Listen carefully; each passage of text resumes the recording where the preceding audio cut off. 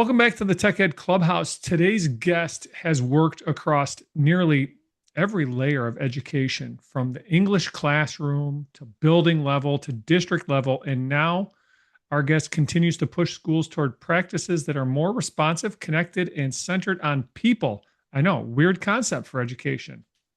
Alyssa Sabbatino is a national board certified teacher, educational leader, keynote speaker, and professional learning consultant. And her work brings together curriculum, instruction, restorative practices, MTSS, literacy, educational technology, and a whole bunch of other stuff that I just can't keep straight.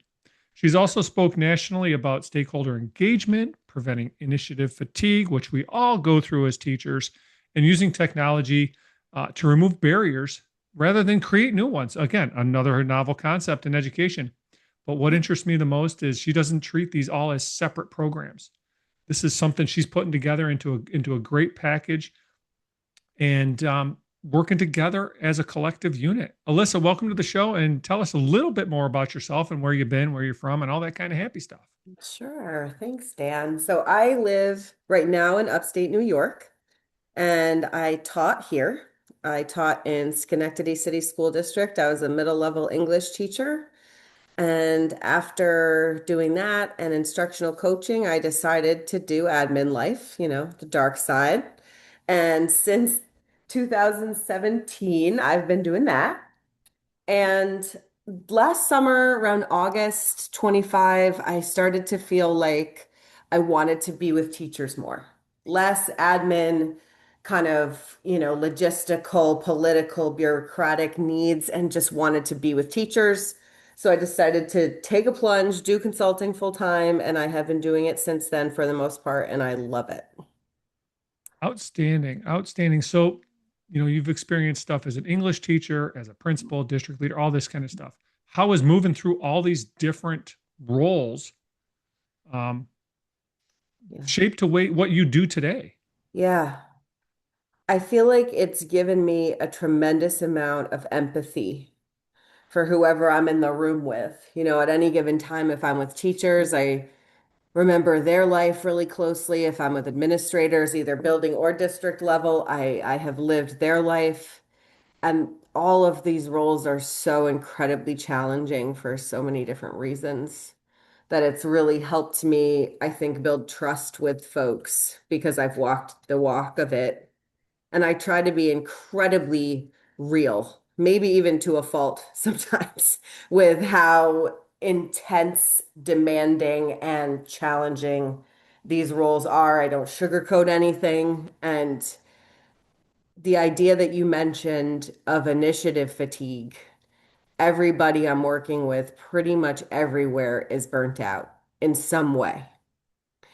Whether they are consulting, teaching, whether they're coaching or admin lifing, they're just so drained and people need revitalization. And that's where I try to come in. Yeah, and that's a great point too, because it's not necessarily just I'm burnout because I got to go to school all day, or I burn out because I got to deal with chaos in the classroom. It's Yeah. just life in general. Yeah. There's only so much we can do. Yeah. Yeah. People are tapped out. And I think a lot of the time in our field, there are these kind of like scapegoats. So, like, sometimes you'll talk to a group of people and they'll be like, oh, it's been like this since COVID. And another group will be Mhm. like, oh, it's because of ed tech. Another group will be like, it's social media, it's games, it's state ed, it's the administration.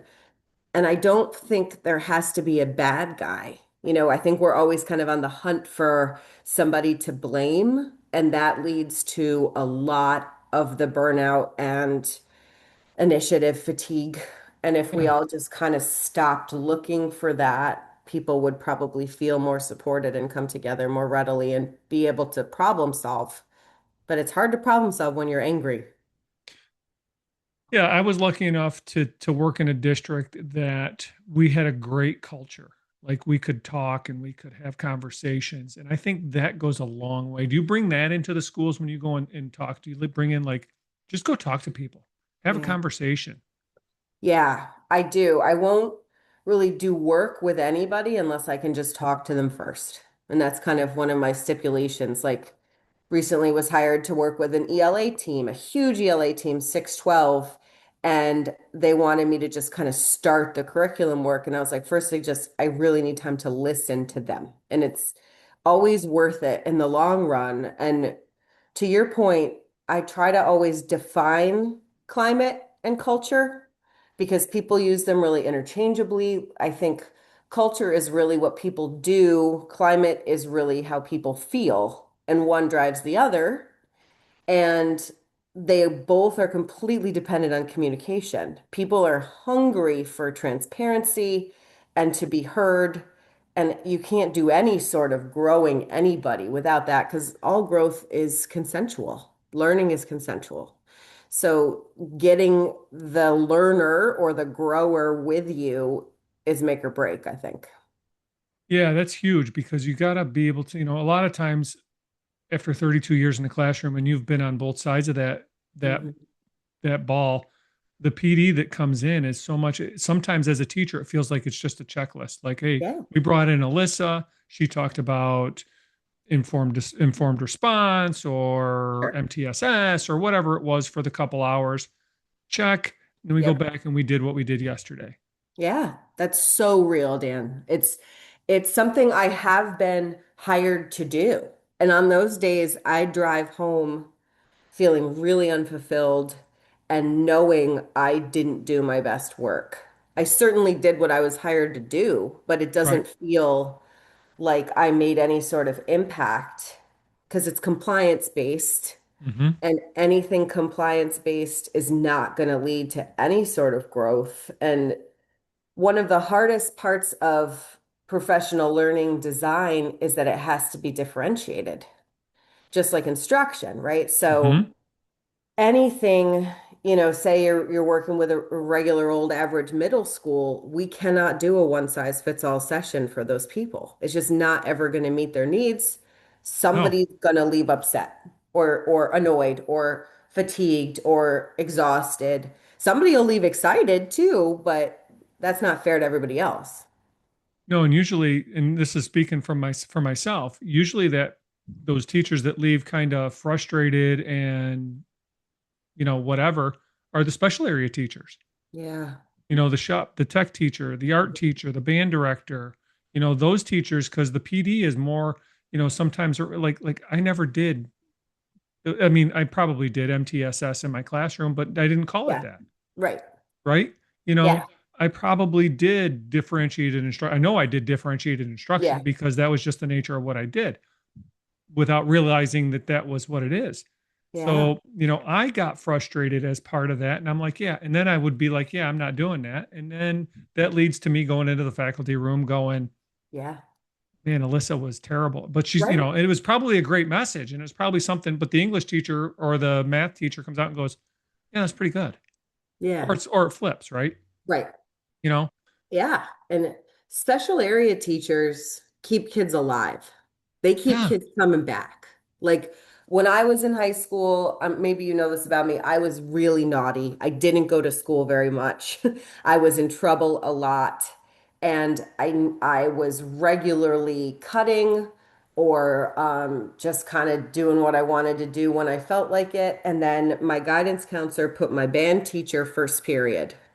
And my band teacher was the reason I went to school. And the fact that I had band first meant I would go to school because that person saw and understood things about me that I don't think other teachers who were core, who had a Yep. regents Hmm. exam or like the intensity of a pacing guide made time to understand about me. And those people made me want to be a teacher. And I feel subject areas like music, art, tech, STEAM, take your pick, facts, health.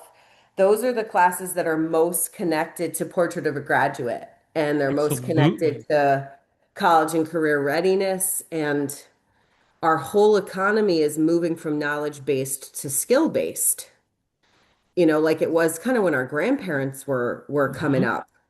And I feel like those are the classes that kids feel like actually matter rather than memorizing vocabulary that they'll only output on a test and never think about. So, long story long, when I design a PD day, those are the people I think about first. Hmm. And then I think those people, like a technology teacher, have a tremendous amount that a core teacher could learn from, and they need to be empowered, not forgotten. Yeah, I know, it's kind of a message I preach a little bit too. Mhm. There's a couple questions I want to get to in there, but one of the things I kind of preach is, as a core teacher, you want to see portrait of a graduate in action. You want to see, critical thinking, creativity, all the skills we're not going to teach in action. And I tell people, and I'll tell them in my conferences, go to the band director, Yeah. go to the musical practice, go to football practice. Yeah. You want to see differentiated instruction. You want to see portrait of a graduate in action and how it works with the troublemaker kid and the Alyssas that cut class, but also that kid that knows how to play the game of school very well. Yeah. That's where you're going to see those teachers, because I never really got burnt out. Mm. You know what I mean? Because Yeah. I mean, I did, I got overwhelmed with stuff, but I never really got burnt out because I got to have a conversation like this with my kids. Yeah. And I got to know that Alyssa needs to learn this way and that Right. Steve needs to learn this way. And Jessica, her grandma's sick, Yeah.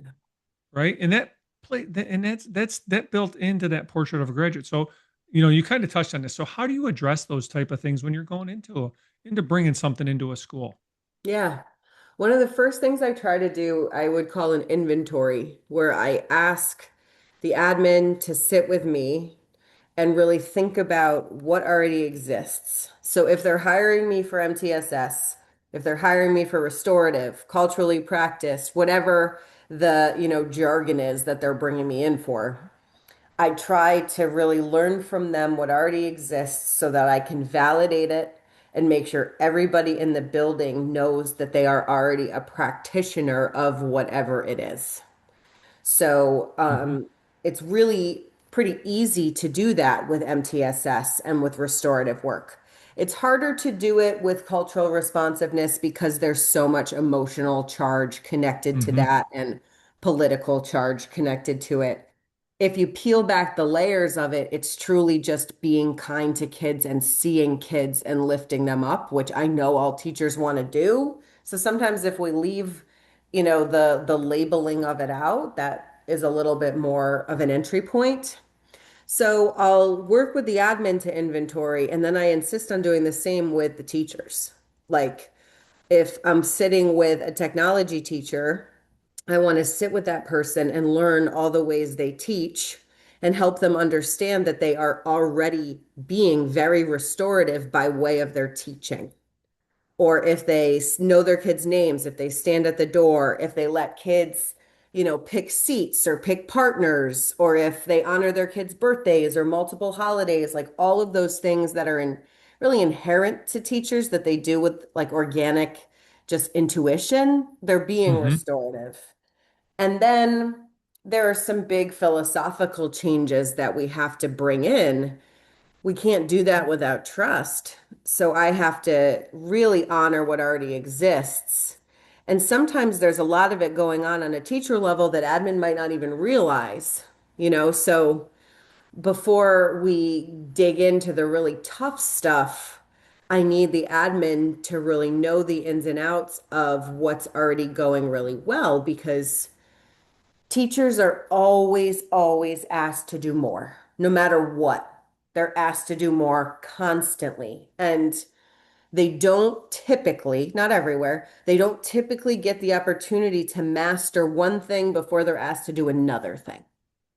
And they don't typically have the opportunity to get feedback on the one thing before they try the new thing. And we know feedback is the most impactful growth tool from John Hattie's research.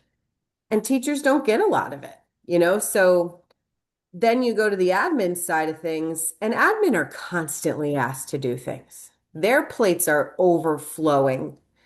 And I really believe in my heart that if we would just slow down and start to see the overlap.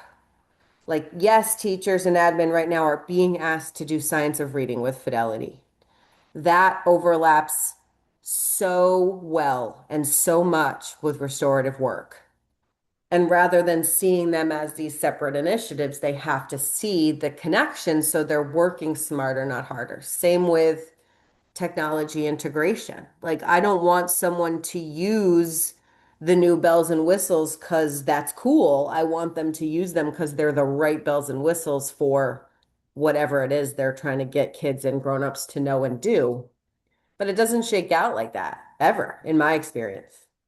And you bring up kind of a good point there too, where with initiative fatigue and tech fatigue, and we're pushing away from screens and we're doing this and we're doing that, Yeah. we lose sight sometimes as teachers of the fact that one, teachers are people, Yeah. but so are the students. And the students are, they're people, they're kids, they're 12, they're 11, we're talking middle school here, right? Yeah. And we spend so much time with them that sometimes it's tough to forget. It's easy to forget that, Hmm. they're 12. Yeah.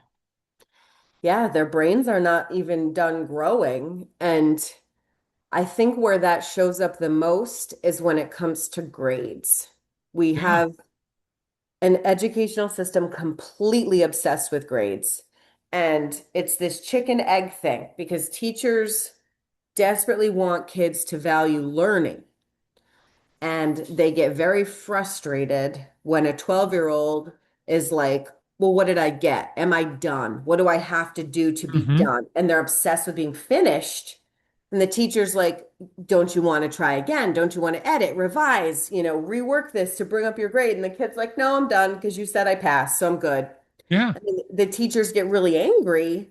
And then the kid's like, hey, teacher, why do I have to do this thing? And they're like, oh, to pass, to get a good grade. Right. So it's like you don't want kids to be obsessed with grades. You want them to be obsessed with learning. But we as educators are obsessed with grades and accountability and using grades as motivators. And unless that stops, kids are going to continue to just do what they can to get by. There's no reason for a kid to value learning if their adults are constantly just obsessed and emphasizing passing. Yeah. And I think a lot of that change in that regard has to be at home, right? I think teachers and students, if they had a solid conversation, would be like, yeah, grades don't matter. I think both, if you honestly asked a 12-year-old why they care about their grades, it's, oh, because my mom tells me my mom says I have to get this grade in order to go to basketball practice or Mhm. be in dance, or I got to be smarter than Susie, Yeah. right? I got to be valedictorian. That's a lot of pressure to put on a 12-year-old, Yeah. even an And 18-year-old. absolutely. And even like if you think about, I know you've worked with adult learners so much, they do the same thing. Yeah. Like I remember getting my admin test scores and you just had to pass, but I wanted to know what I got Yeah. because we've been trained. And I think the grown-ups at home don't necessarily understand much beyond the grades. And that's Right. just how we define success. It's not like the 12-year-old's mom is like, well, can Dan determine central idea and use text evidence? They're like, did Dan get an A? Yeah. They Did he don't get have, what's his GPA? yes, Is he on the exactly. honor roll? Yeah. Yep, exactly. And and I think, and going back to kind of portrait of a graduate, Hmm. I think that ties into this like change, for lack of a better term, to getting Yeah. away from. I know my old school is going to more of a competency-based, standards-based grading Hmm. versus numbers, Yeah, which I absolutely. kind of always did. I remember my principal coming to me one day, goes, "You give everybody hundreds. I can't defend that." And I got to thinking later, I go, it's not my problem that Yeah. you can't defend it. If you don't know what's going on in my classroom, now granted, you're overwhelmed and you got a lot Mhm. going on, Yeah. but you also didn't see the 75 times Alyssa made a mistake Right. and her bridge failed or her Yeah. computer code didn't work. But on the 76th time, it was amazing, and that's what you would remember. Hmm. And I think we're getting to that. I think we're coming back Yeah. to that.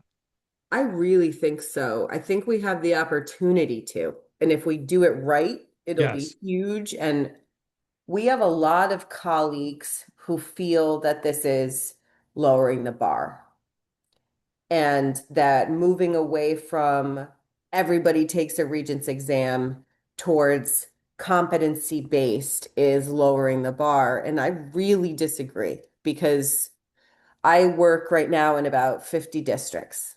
And I go to those districts and I say to the teachers, what are the most lagging skills? Like, what are the things that are making it so kids are not competent or proficient? And they're always these competencies. It's always efficacy, empathy, risk taking, ownership, and collaboration. I hear those over and over again, whether it's a first grade teacher or a 12th grade teacher. Hmm. Those are not in our next gen standards.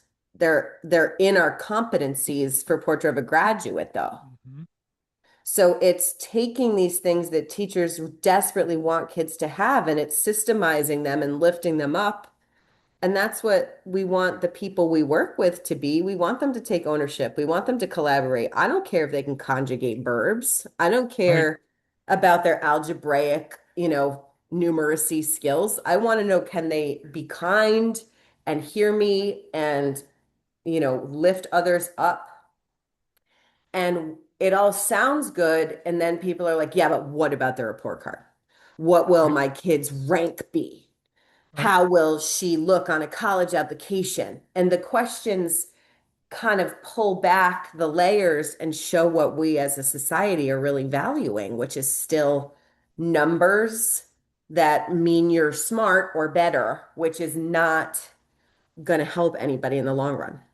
No, in fact, I just kind of wrote a little piece for another publication about Yeah. adaptability. And I think that's what kind of what we're talking about. Yeah. Like it's not a matter of if the plan fails. And I think teachers, especially the core areas that are on that boxed curriculum that they purchased, Yeah. whatever, I got to cover these next gen standards. I got to cover this by Friday.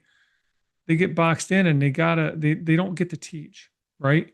And they don't get to have that creativity and that collaboration. I think they factored that out. I think they're Yeah. factoring out what portrait of a graduate's going to say. Yeah. I agree. You know what I mean? I think, but there again, the portrait of a graduate stuff too.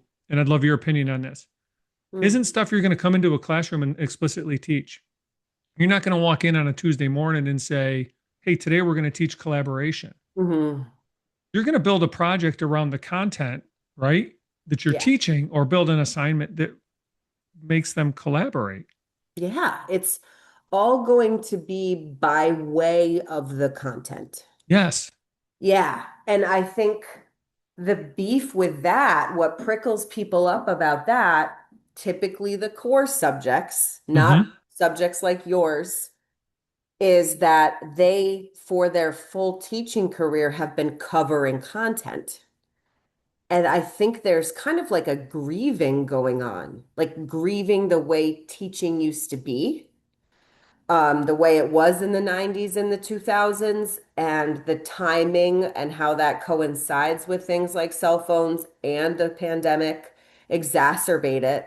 But you've got a lot of people missing in their hearts the way it was to teach before and not wanting to change. And I don't fault those people. It's kind of like, if you can't take the heat, get out of the kitchen. Like your clientele has changed. And if you're not the person for this clientele, that's okay. Right. Don't keep doing what you're doing with them, though. Do something different instead of being really mad at the clientele. And kind of going to the ed tech realm, throw in that lesson plan you've done. I mean, you probably as an English teacher had some amazing lessons that you did, right? You had some awesome ones that you did for 20 years. Maybe I don't know Yeah. how long you were in the classroom. Yeah. But there's teachers out there that do that. With AI, you can throw that lesson plan in there and say, how can I make that for the kids in Jamestown, New York, to make it relevant to them? Yeah. It's not Yeah. that hard of a lift. And it's not like cheating. Like I work No. with so many adults who are like, that feels like it's not mine. And it's like all this self-imposed pressure, Yeah. and they don't have to do that to themselves. You know, AI is such a charged topic, Mhm. and it's one of my favorites because I feel like it's so layered and there's so much to discuss. But teachers using it, regardless of their students using it to help their students, alleviate so many of these problems that teachers have been naming for a decade. They don't have time, they don't have help, and the master schedule doesn't allow for what the kids truly need. Those things are real. So use AI to mitigate them instead of continuing to be upset about them. I'm Right. not saying everybody's got to put AI in kids' hands. No. I think they already have it in their hands, but it's a separate conversation than that. But and to those ends too, like in my case, in a small town, I was the only me in the district, Yeah. right? I was the only middle school tech teacher at my school. I had one other guy that taught high school shop, Yeah. right? So I didn't have an English department of 12 teachers to go and say, hey, I want to do this and do some vertical alignment and horizontal and all that kind of stuff that you No. do. But I didn't have other colleagues that I could say, what does this sound like? So I would use AI as that person. Like you're a tech teacher in a small town. How can I make this, and have that conversation that make it think of things that I wouldn't, Yeah. but maybe you would get in a department meeting as an Right. English teacher. Absolutely agree. And a lot of people feel that AI is not dependable, and that just means they don't know yet how to use it. Yeah. One of my favorite tools, I try to be tool agnostic because in Mhm. our field, I don't want to be like, like aligning with something. Right. Right. But one of my favorite tools is what is now Gemini Notebook. It was Notebook LM. That's a great one. I love it. Yeah, because you can pre-populate it. So, for example, this past January and June, the New York State English regents completely changed for high Mhm. schoolers, completely changed. And I was working with many English teachers who were terrified of what that would entail, and that they terrified they were going to fail kids, terrified they were going to fail themselves. So I just built a notebook for them that had all the guidance tools from state ed on the new regents. And I populated a notebook with those, and then I built it for them so they could go in and ask it questions like, how will this test be different? How can I best prepare my students? Would this lesson plan work? What could I add to this lesson plan? And it's not searching the World Wide Web, it's searching just those Yeah. trusted sources so there's less hallucinations. And English teachers, Dan, in my experience, are the most anti-AI. And I say that as an English teacher because it's really hard to assess and understand kids' writing capacity when a bot is writing for them. But this activity allowed them to see, I think, the power of AI, that it doesn't have to be just a search engine. People shouldn't be using it like that anyway. And for someone in your position, it's a companion, it's a co-planner, a thought partner, hmm and that alleviates so much solo act loneliness and thinking about how many people are siloed in smaller districts. Oh, yeah. And it fixes that like really quickly. And it has to be named for that and used for that. Absolutely. Because I think, and I did this probably about a year ago, or maybe when I got back from FETC Mm, back in January. God, it almost seems like a year ago now. I know. But, I kind of think we're at a renaissance in education, and I kind of equated it to the medieval Renaissance, like back in Mhm. the 1700s when the printing press came out and knowledge, because I don't think knowledge right now, and I'd love to hear your thoughts. Knowledge right now isn't the premium that it used to be 5, 10, 20 years ago. You were Mhm. talking about the late 1900s there with schools when, I was already teaching by then. Um, you would have been one of my students. But I think we're at a renaissance where we're going back to, being able to teach again. Mhm. We're expanding outwards, and knowledge isn't the big one. Yeah, I It's agree. It's all skills. all skills, and I think that's what Portrait of a Graduate is trying to do. I like what it's Mm, trying to do. I do too. I just hope it doesn't get over bureaucratic and over, it doesn't become just another initiative that goes by the Yeah, wayside. I think it will if people don't do it right. And I'm seeing it already. I'm seeing places where it's being done so thoughtfully and intentionally to really empower teachers and students for what matters. And I'm seeing other places where it's like this competitive checklist. Did we do it? Can we be done and get our funding? Yeah. And Yeah, that's where the trouble lies. yeah, Because absolutely. a lot of the stuff on the Portrait of a Graduate, at least from New York State, isn't checklist items. Isn't No. something you're going to walk in twice a year and do an observation of a teacher and say, yeah, he's doing it. Yeah, she's doing it. Yeah, agree. And I think the fact that for so long, for decades, I just reread the book A Tree Grows in Brooklyn, which takes place in 1917, and the main character's studying for her Regents exams. And I took my Regents exams in 2001 and 2, Oh right? my So God. it's been a minute since I took mine, and they've been around, right? And the kind of like argument that teachers make is, Alyssa, I love the idea of differentiation. I love the idea of cooperative learning and really having kids learn each other and work together and collaborate. I don't have time because I have to get through content to prep them for the regents. And it's removing that from a lot of circumstances. And then I think people are like, oh, I'm gonna have to change the way I teach then. And I am 2 years from retirement and I don't really know that I want to. And one That's of the things that I'm kind of working on and trying to get out there is like doing that in a little 5 minute snippet to start your class, hmm right? So, I mean, it's not like you're asking them to say, hey, take 40 minutes or 80-minute block right. and teach this way. Yeah, It could be a 5 minute bell ringer or a 10-minute exit absolutely. ticket or something in the middle of class, right? It's not, Yeah. and I think that that's going to solve those problems. Like here's one example I used.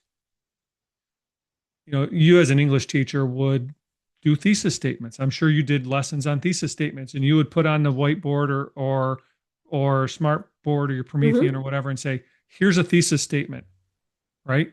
Yeah. Let's go through, this is what it's got, and you would front load it. My argument is put one up that's just a little off and give them 5 minutes while you're doing your administrative goodies to say, what's good about this? What's wrong? Go talk and come back and see, right? Now the Yeah. kids have some context to understand what a thesis statement is in that regard. Absolutely. And I got to see last week in his school district this teacher, a teacher who could have retired years ago and she's still in. She's like one of the Yes. unicorns, like magical woman. And she's embracing AI with kind of like both feet. She's jumped in. So she gave the kids their thesis prompt for this upper grade level essay. And first, before they wrote their own, they had Claude, Gemini, and Chat all write it.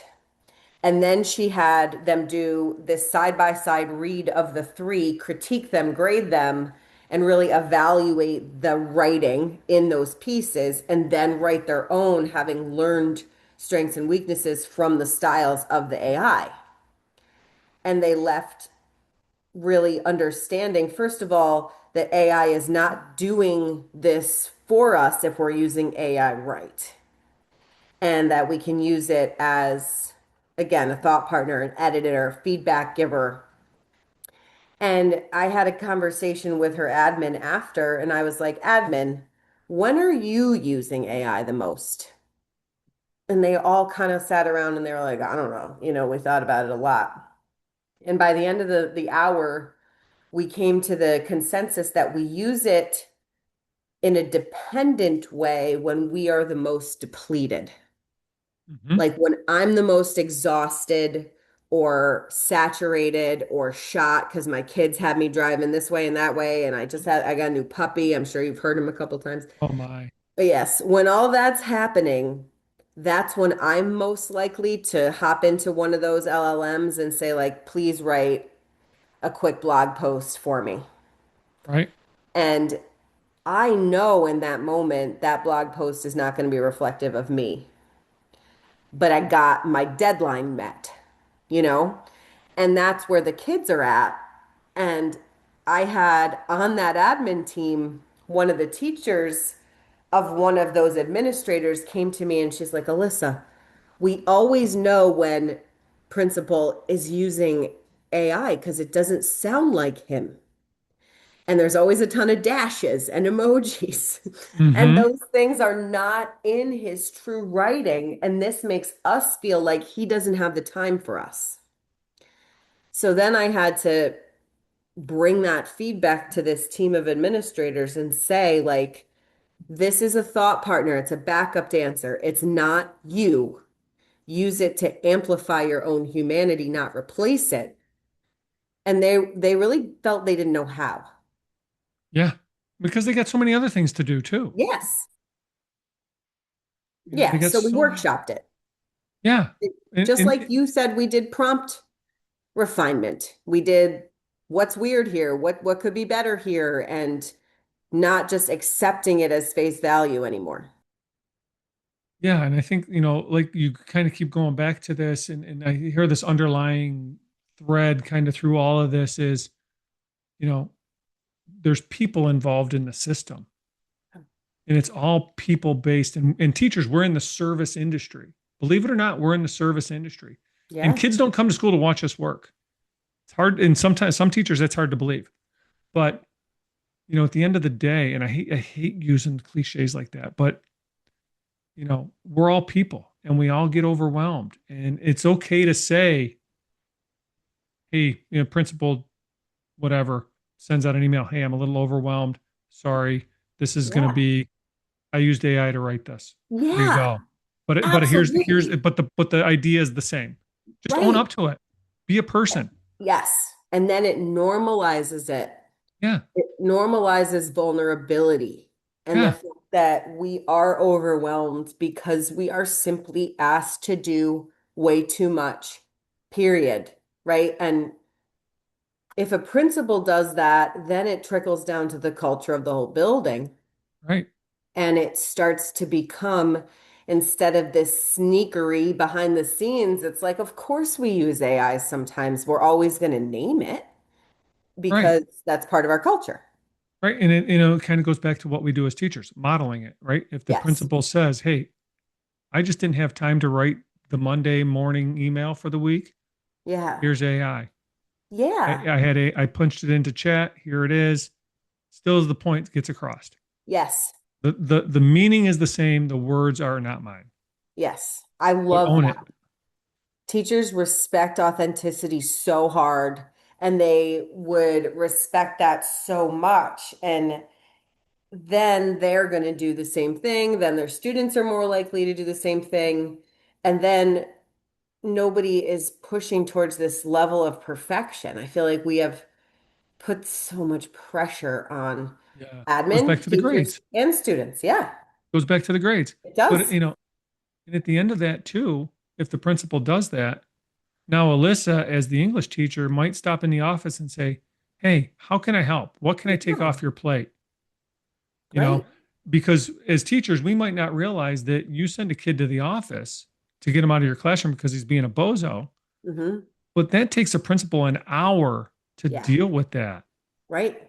It has Just to for deal me. with a little. I mean, you can understand this, right? It Yeah, takes them an hour to deal with a kid that got kicked out of class for being 12, for lack of a yeah, better term. literally, yeah. And You know, I found as a teacher, when I kicked kids out, that was because in that moment I was being 12. yeah, Because I was depleted or saturated or frustrated. So I didn't have my A game on, my coping skills, and I wasn't able to activate all of my adulthood because yeah, I was exhausted, And they always say, like, never get in a power struggle. There were times when I was a principal on a really rough day, I got in power struggles. And there was one time a girl got in my face. I always tell the story. She got in my face, and she was a girl going through a ton. She was in a ton of pain. We know hurt people hurt people. She was in a ton of pain and she wanted to hurt me that day because I was trying to push back on what her steps of the day were and she lost some control. So she was frustrated, right? Behaviors communication, all her behaviors are communicating that to me. And as, a 20-year in educator, I should be able to de-escalate, paraphrase, and redirect. And it was a day where I had a personal loss outside of school. I hadn't slept, I hadn't Mhm. eaten. There had been like 15 fire drills. Kids were hiding vapes in the ceiling. Like it was Of just one of course. those days. Yeah, everybody Yeah. has those, and I don't care what Yeah. profession you're in. Right. And she gets in my face and she said something egregious that I won't repeat here. And I got into this moment of like, I know you are, but what am I? Like I was like, Right. be quiet. Like We've all been there. yeah, I lost all of my adult finesse and coping skills, and she got me, And after the fact, we were able to debrief, and she apologized, and I apologized, and she's like, "It's really good to see that you're human because I didn't think anybody could get through your walls or your thick skin." And I was like, "Oh, so maybe I need to humanize myself a little bit more." So the students know how much impact they have on me instead of trying to be this like tough, untouchable behavior manager. And then you take that conversation, which was hard and frustrating and really ticked you off. The next time that happens with that kid, she's like, "Oh yeah," Right. maybe not consciously, but she's like, "You have a little now. You have a personal rapport with them that's not admin student, Yeah, that's not teacher student, and absolutely. those are huge because Yeah. I mean." I graduated in the late 1900s from school. 1988. I was a long time ago in a galaxy far, far away. Still took my regents back when we had course one, course two, and course three, not geometry. It wasn't called that. But, anyways, like those are the things you remember from school, not the test you took on Friday that we put all this weight on today. Yeah, You remember the absolutely. time the chemistry teacher blew up the lab. Yeah. Yeah. And that keeps you going back. And it's like interesting, like full circle conversation since we started because of the nature of the humanity, right? And Hmm. that having to be at the center of everything. And I think it's really hard to be a vulnerable human when you're guarded. And Hmm. it's very hard to be unguarded when you're overwhelmed. And we work in a field that is perpetually overwhelming everyone. Yeah, and especially when everybody brings their baggage with them, teachers, students, like you had issues, and Yeah, and I think if teachers took a step back and saw that, you know, Susie, her dad was arrested last night, right. or grandma's been in the hospital, you understand that because you've had that conversation with them. Hmm. I And agree. I think that's the big piece that's missing. And I think that's kind of what Portrait of a Graduate brings in. I think that's Yes. what you're trying to do brings in. That's Hmm. that restorative work. Yeah. That I don't think you can do that in an explicit manner though. It has to be woven through. Right. It's not a checkbox. Right. And you have to be able to pull it in when you need to. Like I've worked in many places where the administrator was like, "Teachers, you will do a restorative circle once a week." And that's not how it needs to be. It needs to be No. like, do the restorative circle when your classroom community needs it and read the room and learn what they need and stop your lesson if you need to do a circle. Or one of my favorite things to say to teachers, period, is think of yourself like a chef. And I say to you, tonight you're going to make spaghetti and meatballs. You know what to get out of your cupboards. And I say, just kidding, you're going to make hibachi. Ooh, just kidding, you're going to make grilled cheese and chicken noodle soup, right? You're getting all these different tools out. That's how restorative practices works. So if you notice your class is really struggling with empathy, you don't teach empathy necessarily because you're a social studies teacher, but you're going to teach empathy by way of social studies. So you're doing a strategy like a jigsaw or a carousel brainstorm that naturally cultivates empathy in the classroom. And that way you're building empathy while teaching about the Boston Massacre instead of having to stop the social studies and do something that feels really inauthentic. Yeah. And that is a game changer for people. Yeah, and the other thing, to add on to that, know that the first half dozen times you do it, it's gonna be Yeah. terrible. And that's okay. It's gonna be terrible, Yeah. but do it 5 minutes, right? Then it'll Yeah. be 10, then it'll be 15. Right. And then all of a sudden, and I can share this story. And Mm. this might be a good one. I love this story of we were doing a building project at school, right? They were redoing the office, and outside of the office where the students waited before school, they had these tall bistro tables Okay. with a couple chairs. The ones outside cafes. Yeah. You know, my size, but short people have to climb up on them. I'm Like 6'4". I'm 5'4". So yeah, so your legs would dangle. But they put it outside my classroom, and to this day, I still don't know why my classroom was across from the office, but I'm not going to go there. So I would start sitting out there at 7 o'clock in the morning. Teachers would come by. All of a sudden, teacher next door is sitting at the table with me. And I Mm. would just sit out there answering emails, getting stuff ready for the day, Yeah. right? Just that or sit at my desk, right? Yeah. School started at 7:40. Now teachers are stopping by. Now kids are stopping by. Hmm. Now like I'm sitting there between classes. But if you as an administrator told me you need to sit outside your classroom, Hmm. that's not going to happen. But Agree. pretty soon, the admin had to find tables to put outside of everybody's classroom. And then Hmm. the kids would go out there and work. And teachers would come by and we'd have conversations, Yeah. even with the kid that's being a pain in the butt in class. And those are the things that you can't script. Right. Those are the things that you can't, that don't show up on a checklist, but show up in the grades, right? Definitely. And I think that's the key point. Those are the ones that show up in the competencies and the standards and the grades at the end of the year. Yes. And it's contagious, like you're saying. Yes. And that's real restorative work. Like in that Yeah. moment, you weren't like, oh, I'm being a restorative practitioner, but you're doing so much restorative work that we can't initiate, right? We can't turn into an initiative No. because it's authentic. No, we used to do these character ed things once a month, and you'd have to go to a homeroom, and it's like I'm looking at this Doesn't going, this is work. crap. The kids don't Doesn't work. care, No, it's so and the artificial. teachers didn't care. And if the No, teachers don't care, then the kids don't care. never. No. Some kids bought in, but it wasn't authentic. They buy into anything, those kids. They got out of class, Yeah, right? And they got sure. ice cream. Hell yeah. You know what I mean? I mean, Yeah, we'll work for food. that's me. Yeah. Absolutely. And it's just like those are the things, it's the little things that you don't think make a difference Hmm.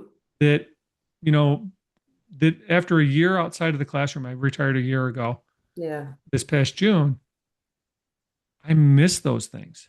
Yeah. I don't miss the baloney. I almost Hmm. said something else. I don't miss the Hmm. crap. I don't miss the Hmm. administrative stuff, but I miss the talking to the kids and I Yeah. miss talking to the colleagues. Luckily, I'm working at a golf course now, and a lot of my kids are coming in now to play golf, and I get to see Oh, some kids cool. and some people, But again, it's a different atmosphere. Yeah. It's by Um, choice that they're there. right. So wrapping up because we're running short on time. Yeah. You have a book coming out. Oh, I have like the start of a book coming out. Okay. Yes. So I'm working with ISTE and ISTE Publications, and I have just the drafting part going. And ISTE to me is like a really grounding force as a Hmm? non-for-profit that just values learning. Like it's kind of like a anchor for me. So I have an editor and we're working on it and thinking about how to really create. a resource for teachers that puts humans first and then subsequently learning first rather than everything we've talked about. Everything else. Yeah. Yeah. Right. Yeah. So Um, that's like a big stay tuned, but I'm hopeful it'll happen. Yeah. I can't wait. I'm looking forward to that. So if somebody wants to get a hold of you, get in touch with you, where can we find you? So the best way is email and LinkedIn. I check both of those daily, like 5 or 6 times at least. And Hmm. I'm building a website that'll hopefully be done by fall. And that will be alyssasabatino.com. But right now it's asabatino123 at Gmail. And I'm We'll a put really those good links in. emailer. We'll Awesome. put those links in the show notes. We'll put your LinkedIn link in the show notes. Great. Alyssa, it was great to finally get to Yes. talk to you. Yes. Thank you. I mean, I think it's been a minute since, like, God, was it Nice Kate? I think back in Yes. January Mm, or in yeah. November. It's coming up on a November. year. Yeah. Looking forward to that again, Hmm. to connecting. And it was a pleasure to talk to you. And we could have gone for another hour. I know. Yes. Next Absolutely. time. We'll have to do it again. Absolutely. Thank you, Dan.